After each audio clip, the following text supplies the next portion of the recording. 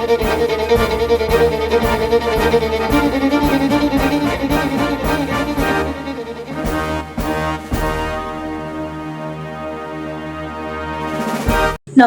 আমি শ্রেষ্ঠা।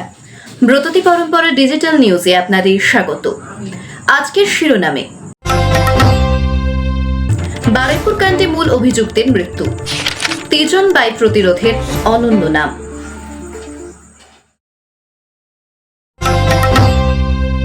দক্ষিণ চব্বিশ পরগনার বারুইপুরে ধর্ষণ ও হত্যাকাণ্ডের মামলার প্রধান অভিযুক্ত প্রভাস মণ্ডল অপরাধ পুনর্গঠনের সময় পুলিশের সঙ্গে গুলির লড়াইয়ে নিহত হয়েছে।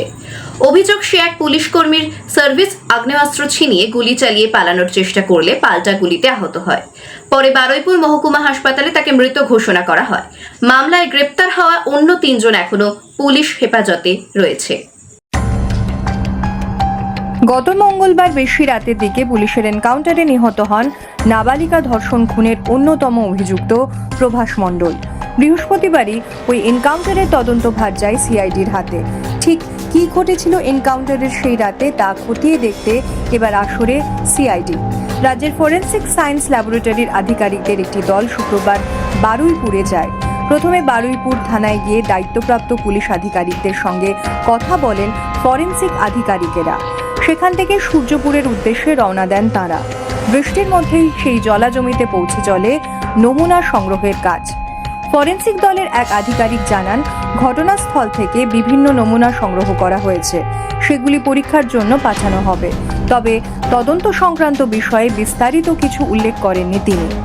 এই বিষয়ে আধিকারিকরা জানান, যা বলার ঊর্ধ্বতন কর্তৃপক্ষই বলবেন।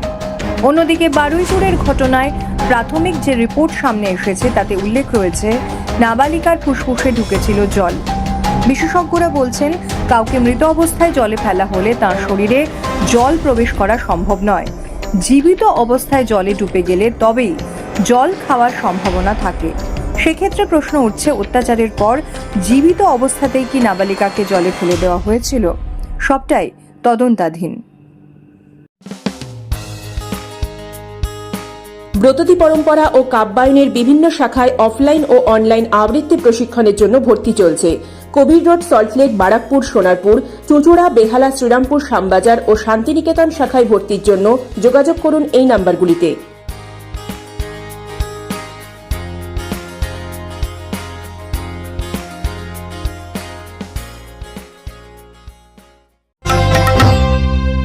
কৃষ্ণজি अपन रथ घुमावे, वीर बजरंग बली रथ के पताका मां। अच्छा, गदा धरे बजाए, गदा धरे बजाए।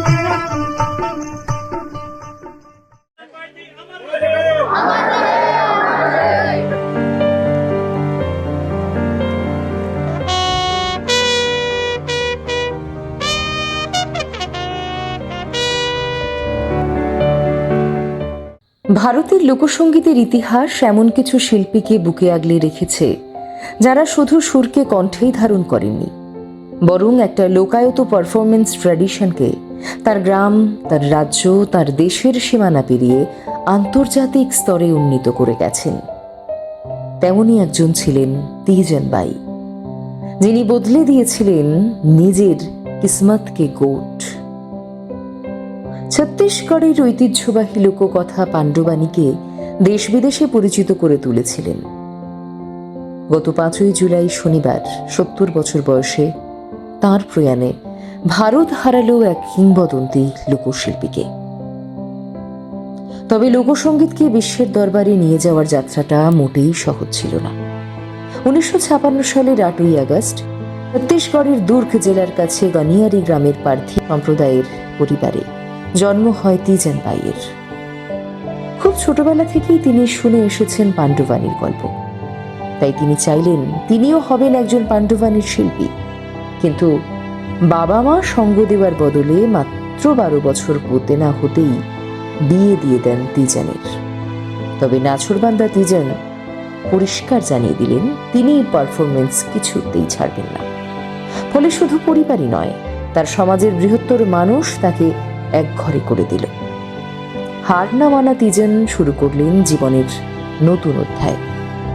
যে সময় পাণ্ডবানী সাধারণত মহিলারা বসে বেদমতী শৈলীতে পরিবেশন করতেন, সেই সময় সেই প্রচলিত নিয়মকে চ্যালেঞ্জ জানিয়ে তিনি বেছে নিলেন কাপালিকা রীতি, যেখানে আবৃত্তির পাশাপাশি অভিনয়, গান, সংলাপ এবং হাতে তাম্বুরা নিয়ে ভঙ্গিমার মাধ্যমে মহাভারতের কাহিনীগুলিকে একা পরিবেশন করতে শুরু করলেন।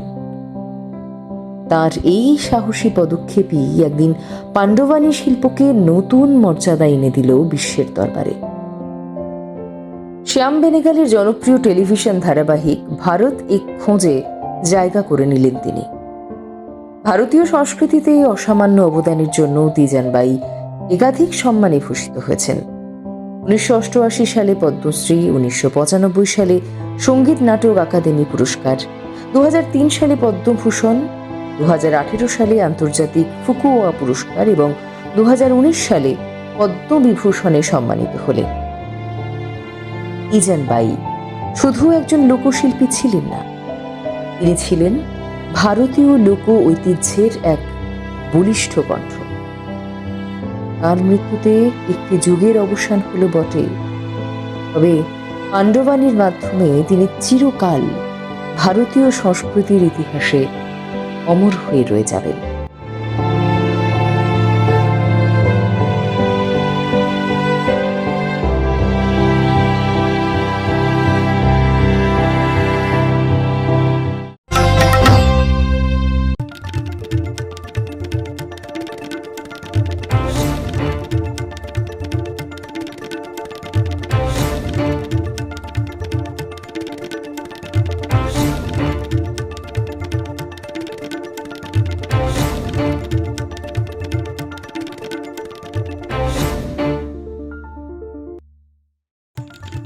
ব্যাংককের ফেতচাবুরি প্রদেশের একটি গ্রামে মাটির গভীর থেকে পাওয়া গেল 2000 বছরের পুরনো দুটি সোনার আংটি।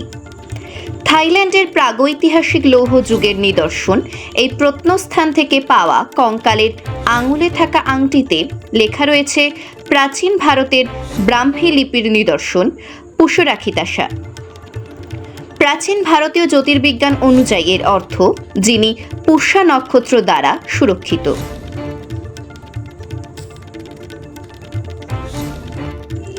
সম্প্রতি ভেনেজুয়েলার ভূমিকম্পে পৃথিবী দেখেছে ধ্বংস আর মৃত্যু মিছিল। তাই জাপানের মতো ভূমিকম্প প্রবণ দেশের এয়ার ড্যানশন সিস্টেমস ইনক নামে একটি সংস্থা এমন একটি প্রযুক্তির বাড়ি তৈরি করেছে যা ভূমিকম্পের সময় বাড়িটিকেই মাটি থেকে প্রায় 3 সেন্টিমিটার উপরে তুলে দেবে এবং কম্পন কমলে আবার আগের অবস্থায় ফিরিয়ে দেবে।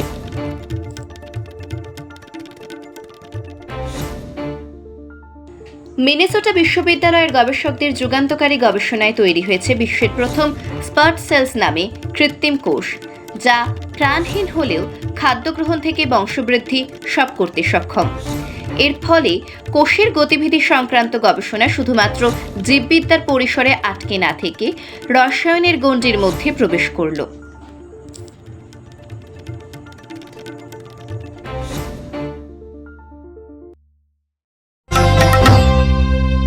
আজকের খবর এই পর্যন্তই। পরবর্তী খবর আগামী রবিবার ঠিক সন্ধ্যে 7:30টায়।